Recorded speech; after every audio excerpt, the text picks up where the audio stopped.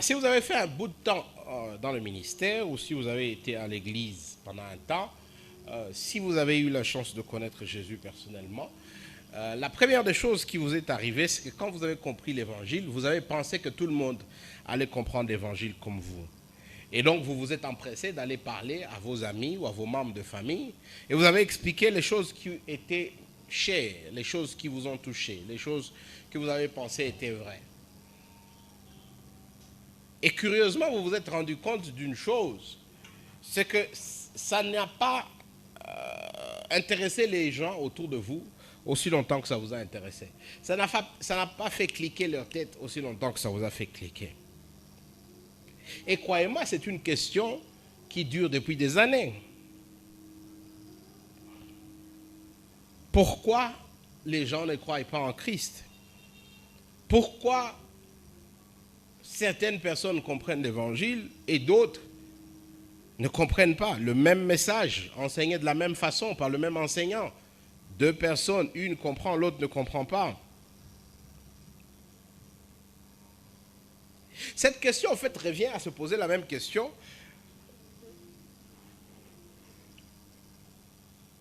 que souvent, moi, je me posais quand je regardais les films de Jésus. Là, je ne sais pas si dans votre temps, mais nous, à notre temps, pendant la période de Pâques, à la télévision, on montrait ce qu'on appelle le film de Jésus. Et chaque fois, je me posais la question de savoir, mais comment ces gens n'ont pas compris que Jésus était le Fils de Dieu? Quand vous regardez les films, vous vous dites, mais comment eux n'ont pas compris? Peut-être je devrais poser la question autrement.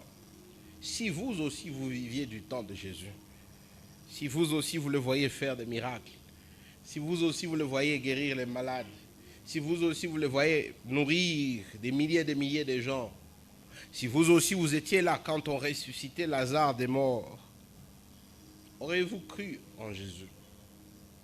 Auriez-vous cru en Jésus comme Fils de Dieu? Ça, c'est une question. La deuxième question.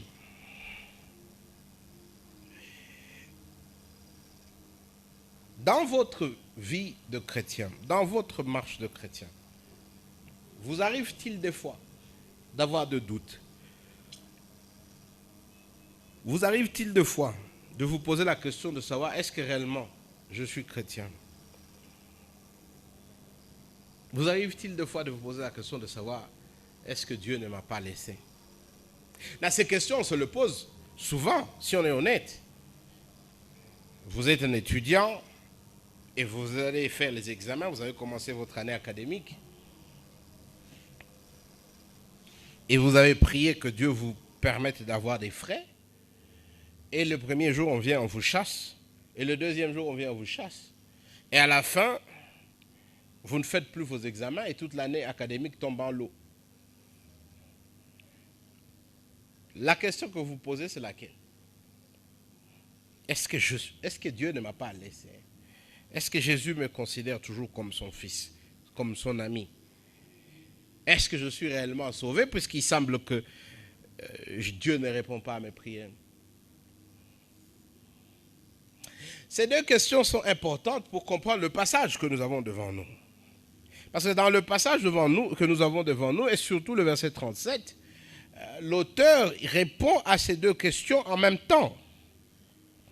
C'est que d'un côté, il nous montre l'irrévocabilité de l'appel de Dieu, et de l'autre, il nous explique la sécurité du chrétien, la sécurité du salut. Et j'aimerais que l'enseignement de ce matin soit un enseignement qui vous encourage dans ces deux piliers. D'un côté, que vous compreniez que croire n'est pas nécessairement et uniquement une réponse humaine à l'appel de Dieu. C'est quelque chose que Dieu lui-même a programmé. C'est quelque chose que l'on ne pouvait pas éviter. Mais de l'autre côté, j'aimerais que vous compreniez que votre salut est sécurisé en Christ. Que c'est vrai, vous pouvez avoir des doutes. Que c'est vrai, des fois, vous pouvez tomber dans le péché. Que c'est vrai, des fois, vous pouvez être perdu quelque part. Que c'est vrai, il y aura des moments où vous vous posez la question de savoir où est Dieu. Mais qu'en ce moment-là, sachez qu'il s'est engagé à rester avec vous et qu'il ne vous abandonnera pas. Le premier point que l'on voit ici, c'est la première partie du verset 37. Il dit, tout ce que le Père me donne viendront à moi. Le deuxième point, c'est la deuxième partie. Et il dit, je ne mettrai pas dehors celui qui vient à moi. Premier point, l'appel irrévocable de Dieu. Tout ce que le Père me donne viendront à moi. C'est une vision du salut avec la perspective divine. C'est-à-dire, on regarde les choses telles que Dieu les voit et non pas telles que les hommes les voient. Les deux parties de ce verset nous donnent une perspective divine, mais aussi une perspective humaine. Et quelle est la perspective divine? La perspective divine, Jésus le dit, tout ce que le Père me donne.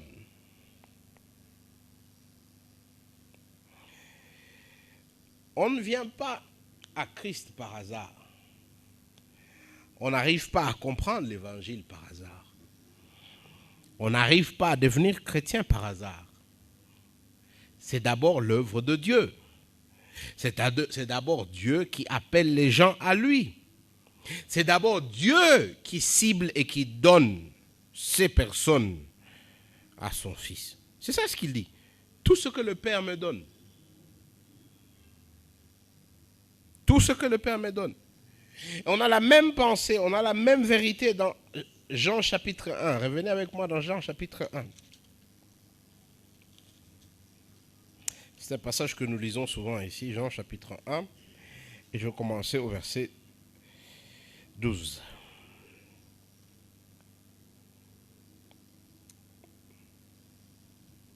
Mais à tous ceux qui l'ont reçu, à ceux qui croient en son nom, elle a donné le pouvoir de devenir enfants de Dieu, lesquels sont nés, non du sang, ni de la volonté de la chair, ni de la volonté des hommes, mais de Dieu. Ils sont nés de Dieu. C'est Dieu qui crée en eux le salut. C'est Dieu qui crée en eux la nouvelle naissance. C'est Dieu qui leur permet de recevoir l'évangile. Plus tard dans Corinthiens, 2 Corinthiens 4, Paul va parler de Dieu qui ouvre nos yeux pour voir la lumière de l'évangile. Et c'est ce qui explique le verset 36. Si vous regardez Jean chapitre 6, verset 36, voici ce qu'il dit. Mais je vous l'ai dit, vous m'avez vu et vous ne m'avez pas cru. Mais je vous l'ai dit, vous m'avez vu et vous ne croyez pas. Mais arrêtons-nous ici une seconde. J'ai commencé par vous poser la question de savoir si vous viviez du temps de Jésus, qu'est-ce qui se passerait? Non, moi et toi, quand on regarde le film de Jésus, moi et toi, quand on lit le Nouveau Testament, quelque part en nous, on est en train de se dire, comment Jésus peut faire des miracles comme ça et ces gens ne l'acceptent pas? Comment il peut ressusciter les morts et en même temps, il y a des gens qui sont en train de dire, oui, tout mou et tout. Donc, ils ne pensent pas que celui-ci n'est pas un homme normal. Si vous regardez les disciples, depuis qu'ils marchent avec Jésus, qu'il a survécu qu'on a, et Jésus est en train de faire des miracles. Et curieusement, un jour, ils se retrouvent sur le lac. Et l'eau est les vagues sont en train de monter. Et ils se réveillent et ils disent, Jésus, Jésus, comment est-ce que tu peux dormir et nous, on veut mourir? Quelque part, tu te dis, mais ces gens ont marché avec Jésus pendant un temps. Pourquoi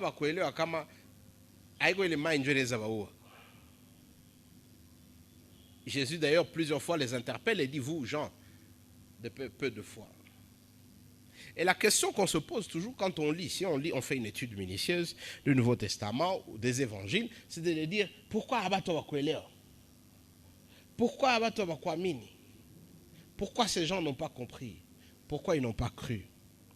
La réponse, elle est dans la première partie du verset 37. Ce n'était pas de ceux qui sont nés de Dieu. Ce n'était pas de ceux que Dieu a donnés à son Fils.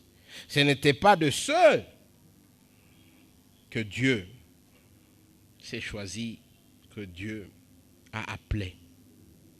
Là, je sais que la question que souvent les gens te posent, c'est que, ok, tu dis qu'il y en a qui vont, que Dieu appelle et il y en a que Dieu n'appelle pas. Je dis, c'est pas moi, c'est la Bible. C'est comme ça que la Bible le dit. Il dit tout ce que Dieu me donne. Donc il y a de ceux que Dieu ne le donne pas. Il y a de ceux qui entendent la parole et ne répondent pas. Et la Bible est claire, ceux-là ne sont pas appelés par Dieu. Là, ça nous aide à deux niveaux. Au premier niveau, c'est que souvent, moi et vous, quand nous essayons de parler à nos amis de Jésus, souvent nous retrouvons de la résistance, souvent nous retrouvons du rejet, souvent ils ne comprennent pas. Et on se pose des questions. Eh bien, une des réponses, c'est que peut-être que ce n'est pas encore le moment.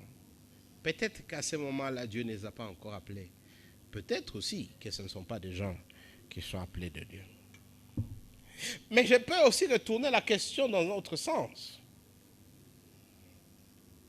Vous, pensez-vous que vous êtes appelés par Dieu?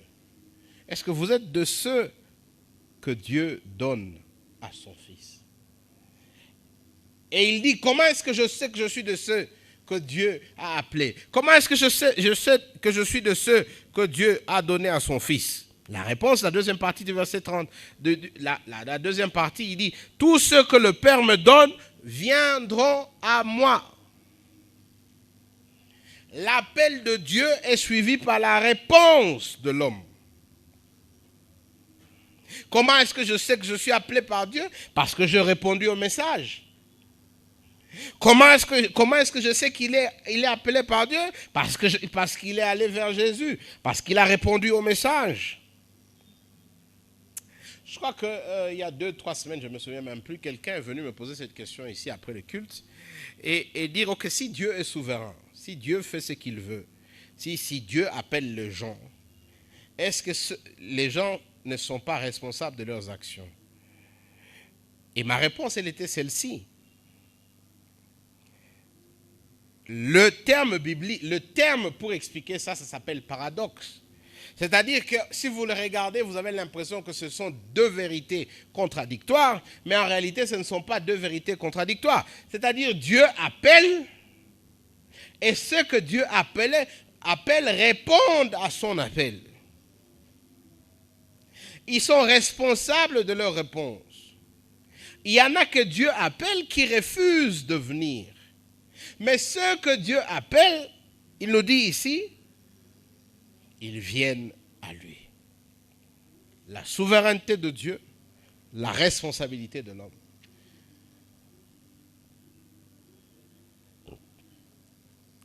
Venez avec moi dans Jean chapitre 17. On voit la même réalité dans Jean chapitre 17, verset 2. Jean 17, verset 2. Je commence au verset 1er. Après avoir ainsi parlé, Jésus leva les yeux au ciel et dit, Père, l'heure est venue, glorifie ton Fils, afin que ton Fils se glorifie. Verset 2. Selon que tu lui as donné pouvoir sur toute chair, afin qu'il accorde la vie éternelle à tout ce que tu lui as donné. Dieu, afin qu'il accorde la vie éternelle à tout ce que tu lui as donné. À qui est-ce que Jésus accorde la vie éternelle? À ceux que Dieu lui a donnés. À ceux qui sont appelés. À ceux qui ont répondu à l'appel de Dieu. Là, pour moi et vous, c'est vraiment important. Peut-être, venons dans Romains chapitre 8 et puis je vais commenter sur ça. Romains chapitre 8, c'est un autre passage. Il y a plusieurs passages qui en parlent, mais je vais m'arrêter à Romains chapitre 8. Romains chapitre 8.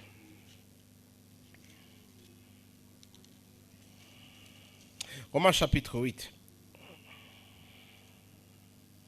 Verset 28.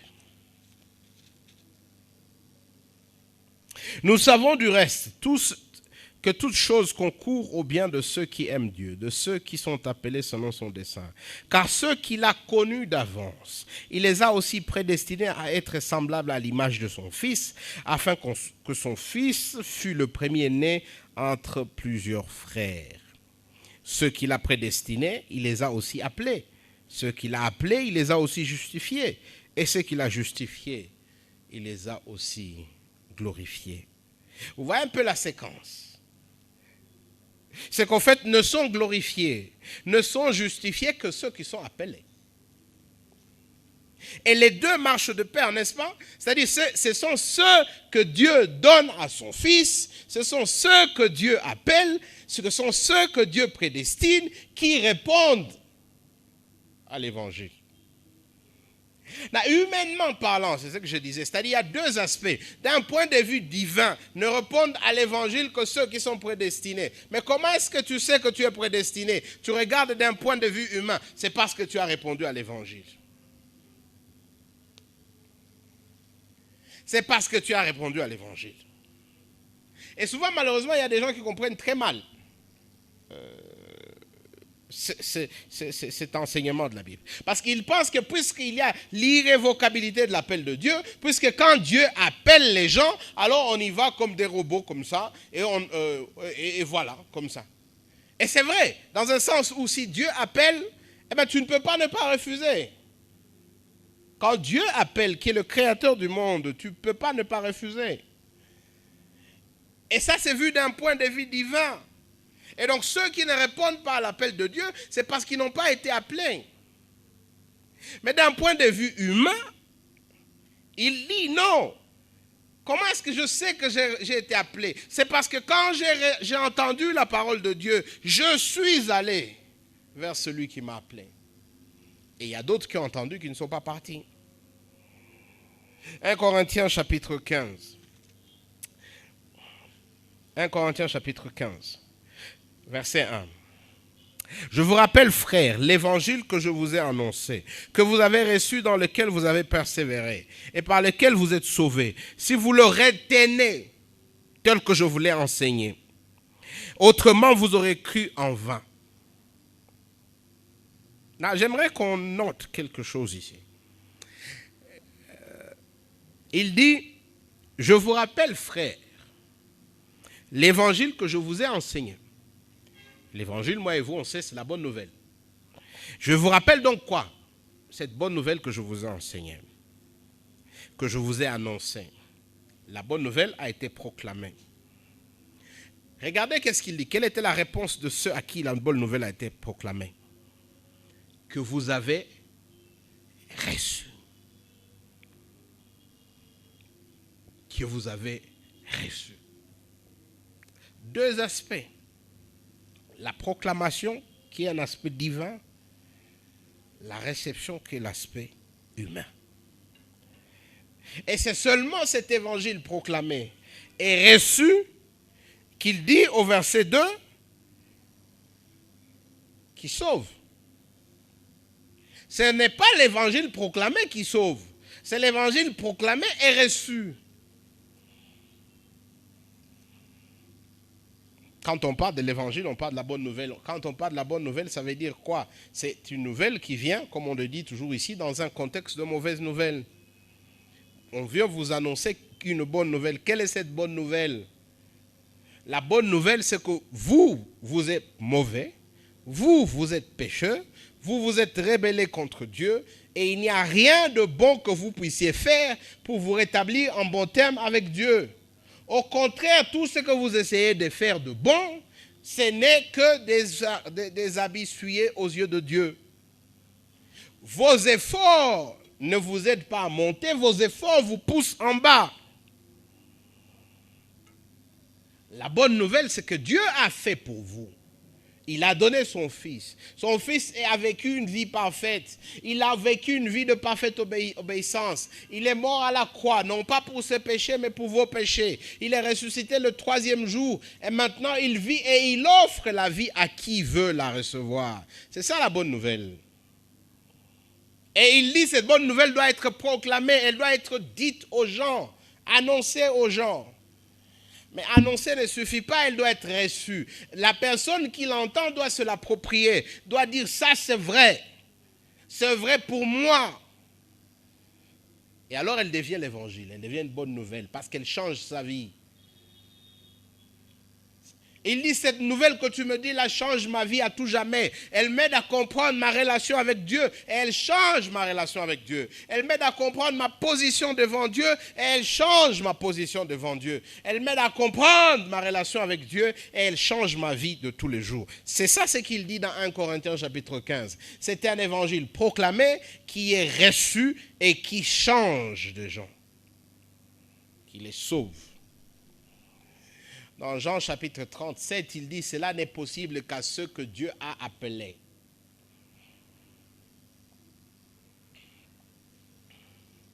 Tout ce que le Père me donne viendront à moi et je ne mettrai pas dehors celui qui vient à moi. C'est la deuxième partie. La première partie, elle est claire. Ne répondre à l'évangile que ceux que Dieu a appelés. Comment est-ce que je sais que j'ai été appelé? C'est parce que j'ai répondu à l'évangile. Ça veut dire aussi qu'il y a beaucoup qui ne répondront pas à l'évangile. Qu'il y a beaucoup qui ne viendront pas à Jésus. Et ça ne devrait pas nous étonner. Ça ne devrait pas nous étonner. Là, ça fait 8-9 ans que je fais le travail que je fais. Et on essaye dans cette église d'être fidèle et de proclamer l'évangile encore et encore. Et j'en parlais cette semaine avec ma femme sur quelqu'un qui parlait de l'église et qui dit, oh non, j'aime cette église-là, vous enseignez bien, mais ce que je n'aime pas, c'est adoration, il y a quoi qui est en gouffre, kabis. Moi, j'ai expliqué à ma femme simplement, j'ai dit, écoutez, vous voyez, quand vous lisez la Bible, les gens, des fois, ne comprennent pas.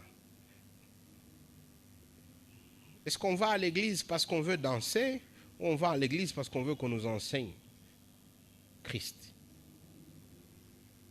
Et donc moi, ça ne m'étonne pas. Ça ne m'étonne pas qu'il y ait des gens qui entrent ici, de vos amis, vous invitez un ami, il vient, il vous dit, oui, j'ai vraiment aimé, c'était bon. J'ai entendu la parole, c'était bon. Mais après, il vous dit, mais moi je ne viens pas parce que je préfère aller là-bas parce que là-bas je danse. Je préfère aller là-bas parce que là-bas je tombe. Je préfère aller là-bas parce que là-bas, bien. Ils ont entendu l'évangile proclamé. Mais pourquoi ils n'ont pas répondu? Parce que Dieu ne les a pas donnés à son Fils. Parce que Dieu ne les a pas donnés à son Fils. Et donc, ils entendent les mêmes choses que vous. Et pourtant, ils ne comprennent pas. J'ai eu la chance un peu plus tôt dans ma vie de comprendre ce principe. Je ne savais même pas théologiquement ce que ça veut dire. Il y a des termes théologiques pour ça que je vous en épargne. Mais je ne savais même pas ce que ça veut dire. Je me souviens seulement qu'on était au campus et on faisait partie d'un groupe de jeunes gens. On était 5-6. Le ministère avait commencé au campus. Moi, j'en faisais partie et 5 autres personnes en faisaient partie. Et curieusement, nous tous, on avait fait des professions de foi. C'est-à-dire, nous tous les 5, on avait dit quelque part que non. C'est vrai, on a entendu parler de la Bible et de Jésus, mais c'est la première fois qu'on comprenne Jésus comme Seigneur et Sauveur. Nous tous, les 5. Mais je me suis retrouvé 4 ans plus tard. J'ai regardé de nous 5, il n'y en avait que 2 qui étaient encore dans la foi. Il n'y en avait que 2 qui, je pouvais dire, chaque dimanche allaient à l'église, priaient, servaient Dieu. Les 3 autres avaient plus ou moins, je dirais, rejeté la foi. Ils étaient rentrés dans leur ancienne vie. Et la question que je me posais, c'était quoi? Et heureusement, Dieu m'a aidé à comprendre, c'était ça. Tout ce que le Père me donne viendront à moi. Et donc ceux qui ne viennent pas à Christ, c'est-à-dire le Père ne les a pas donnés, c'est-à-dire qu'ils n'ont pas été acceptés. Bon, je vais au deuxième point et puis on va faire une application parce que je sais aussi que ça suscite beaucoup de questions du genre, ok, pourquoi alors on évangile? On fait l'évangélisation. Pourquoi est-ce qu'on va parler aux gens de Jésus? Eh bien, la réponse, elle est simple. Moi et toi, on ne sait pas qui est Dieu a appelé. Dieu sait qui il a appelé. Mais moi et toi, on ne le sait pas. Comment est-ce qu'on saura qui Dieu a appelé? Ce n'est pas la réponse que la personne va donner. Et donc, Moi et toi, jusqu'à preuve du contraire, on ne sait pas si l'ami qui s'assoit à côté de nous à l'auditoire est quelqu'un que Dieu a appelé. Comment est-ce que je le saurais? On fait le test. On lui parle de Jésus. Et la réponse qu'il donne va nous aider à comprendre si réellement il a été appelé ou pas. Mais ceux que Dieu appelle finissent toujours par aller vers son Fils. L'irrévocabilité de l'appel de Dieu. Ceux que Dieu appelle finissent toujours par connaître Christ personnellement comme leur Seigneur et Sauveur. Et j'espère que c'est votre cas. 2. La sécurité éternelle. La sécurité éternelle, la sécurité du salut. Verset 37, la deuxième partie. Il dit que ceux qui viendront à moi, je ne mettrai pas dehors. Je ne mettrai point dehors celui qui vient à moi. Non. Moi et toi, on sait, nous avons grandi tous dans des familles où, il faut dire la vérité, nous n'avons pas reçu de l'amour inconditionnel. Moi, je n'en ai pas encore vu. On encourage tout le monde. Et j'espère qu'un jour, Dieu va vous permettre d'avoir vos propres familles. C'est parmi les choses que je dis aux parents, donnez à vos enfants de l'amour inconditionnel. Mais nous tous, on sait qu'on a grandi et notre amour, l'amour de nos parents a été conditionné par un certain nombre de choses. C'est-à-dire où tu es un bon... On t'aime parce que tu es un bon enfant, tu as réussi à l'école. On t'aime parce que dans les quartiers, tout le monde dit on t'aime parce que tu es un bon enfant qui fait les travaux à la maison. Mais imaginez que tu n'étais pas un bon enfant qui fait les travaux à la maison. Imaginez que tu n'es pas un enfant qui réussit à l'école. Tu ne te sens pas aimé à la maison. Tu te sens toléré. Tu sens que bon, on ne peut pas te chasser. D'ailleurs, malheureusement, il faut le dire, j'ai aussi déjà vu beaucoup d'enfants qui ont été chassés de chez eux à cause de A ou X ou Y. Mais des fois, on te tolérait. Et donc, c'est difficile pour nous de comprendre un Dieu qui nous prend tel que nous sommes et qui ne nous rejette pas. Et donc, vous entendrez dans les milieux chrétiens plusieurs langages du genre, ok, Dieu marche avec toi, mais si tu tombes dans le péché, Dieu ne marche plus avec toi. Mais tu vois même le Saint-Esprit là, il est avec toi si tu restes dans l'onction divine, si tu restes dans les choses de Dieu. Mais quand tu entres dans le péché, le Saint-Esprit aussi part. Ce n'est pas ce que le texte dit ici. Jésus dit que celui qui vient à lui, il ne le lâchera pas. Non, c'est comme moi et mes enfants. Je prends ma petite fille d'une année et demie, et je prends sa main. Non, quand elle vient, elle dit, papa, prends ma main. Elle pense que c'est elle qui prend ma main. Mais en réalité, qui est celui qui tient l'autre? En tout cas, ce n'est pas elle qui me tient. Et donc, à un moment, qu'est-ce qui va se passer? À un moment, quand tu marches, elle va lâcher. Mais tu serais un parent irresponsable. Je pense que si ton enfant lâche, toi aussi tu lâches. Et donc, quand on marche avec ma petite fille, qui tient la main de l'autre? En tout cas, ce n'est pas elle qui tient ma main. C'est moi qui tiens sa main. Et c'est ça ce que Jésus est en train de dire ici. C'est-à-dire, si vous êtes venu à lui, si vous avez mis votre confiance en lui, si vous avez cru en l'évangile, si vous avez accepté l'évangile, ce qui est la première partie du chapitre du verset 37, il dit, maintenant, le fait de rester chrétien, le fait de rester sauvé, le fait d'entrer au ciel, ça ne dépend plus de vous, ça dépend de lui. C'est lui qui vous tient la main, ce n'est pas vous. Parce que si vous êtes honnête, moi et vous, si on est honnête, si on parle franchement, on sait qu'on tombe tous les jours. Moi, ça m'étonne quand je rencontre des gens qui se disent des chrétiens et la première des choses qu'ils n'acceptent pas, c'est que ce sont d'abord des pécheurs. Ah non, moi je suis chrétien, moi je ne pêche pas. Tu ne pêches pas? Ah, c'est bon, merci. Là, depuis que tu t'es réveillé le matin, jusqu'à maintenant, nous sommes 10h20 minutes, 25. Sur 100% de ton temps, sur disons les 4 heures que tu es debout, tu as pensé à Dieu combien de fois?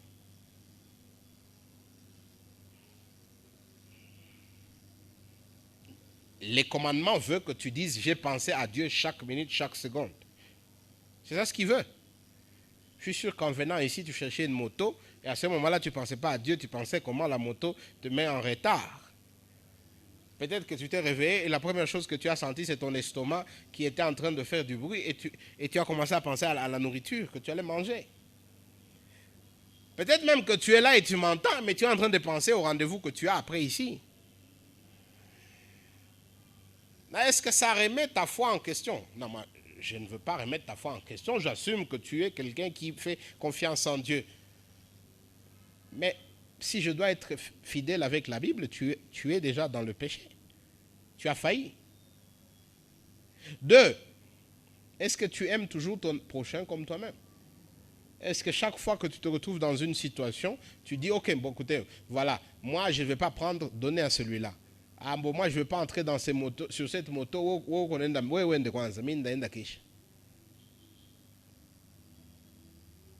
Donc, vous comprenez que même en tant que chrétien, on n'est pas parfait.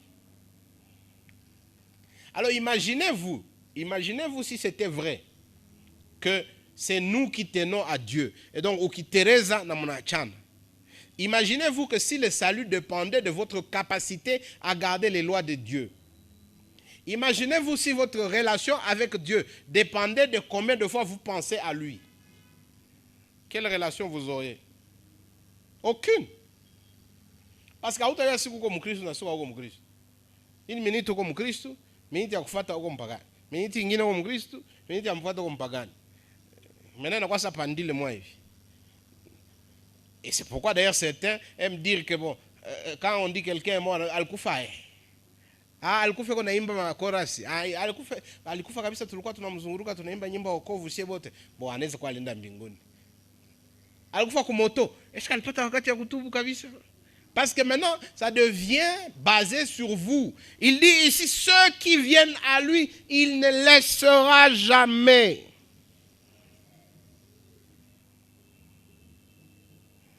Quand vous êtes en Christ, c'est lui qui vous prend. Ce n'est pas vous. Et donc, votre salut ne dépend plus de vos humeurs, ne dépend plus de si vous tombez, vous êtes fixe. Votre salut dépend de lui. Et lui, il demeure constant, le même hier, aujourd'hui et à jamais. C'est d'ailleurs pourquoi dans Romains 38, verset 35, le verset que nous tous, on aime dire, il dit « Rien ne nous séparera de l'amour de Christ. » Et alors rien. Et pourquoi Jésus s'accroche à nous, verset 39? Regardez Jean 6, 39, il dit « Or, la volonté de celui qui m'a envoyé, c'est que je ne perde rien de tout ce qu'il m'a donné, mais que je les ressuscite au dernier jour. » Dieu a envoyé son Fils pour que son Fils vienne te sauver, toi, et qu'il t'amène être avec lui au ciel.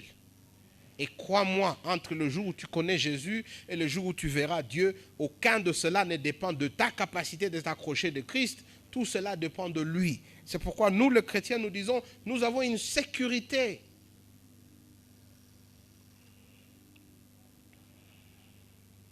Qui va me sortir de la main de Dieu? Qui? Qui va m'écarter de Christ? Si le péché ne pouvait pas le garder loin de moi, qui le gardera loin de moi? Et la réponse, c'est personne. Dans Romains chapitre 8, venez avec moi, il cite un certain nombre de choses. Et je crois que c'est important que je touche à ça avant que l'on ait l'application et que l'on termine. Romains chapitre 8, verset 35. Voici ce qu'il dit. Qui nous séparera de l'amour de Christ? Serait-ce la tribulation, c'est-à-dire les persécutions? Serait-ce l'angoisse? Serait-ce la persécution? Serait-ce la faim? Est-ce que ce serait la nudité ou le danger ou l'épée?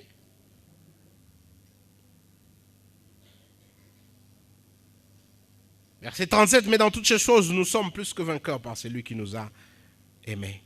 Car j'ai l'assurance que ni la mort, ni la vie, ni les anges, ni les dominations, ni les choses présentes, ni les choses à venir, ni les puissances, ni la hauteur, ni la profondeur, ni aucune autre créature ne pourra nous séparer de l'amour de Dieu manifesté en Jésus-Christ, notre Seigneur.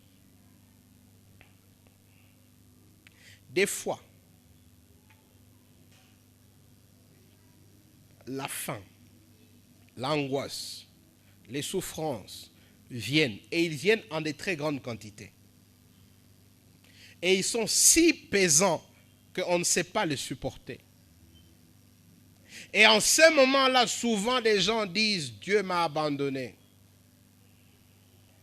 Ce passage dit « Dieu ne peut pas t'abandonner et il ne t'abandonnera pas ».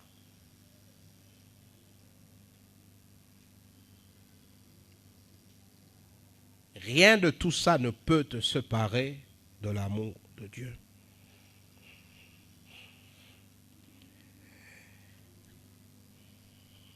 Parce que ton salut est sécurisé.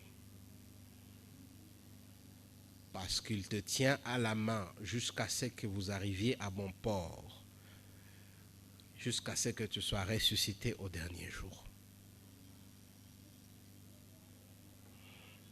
Je vous pose donc deux questions. Êtes-vous de ceux qui sont appelés? Êtes-vous de ceux qui ont répondu au message de Christ?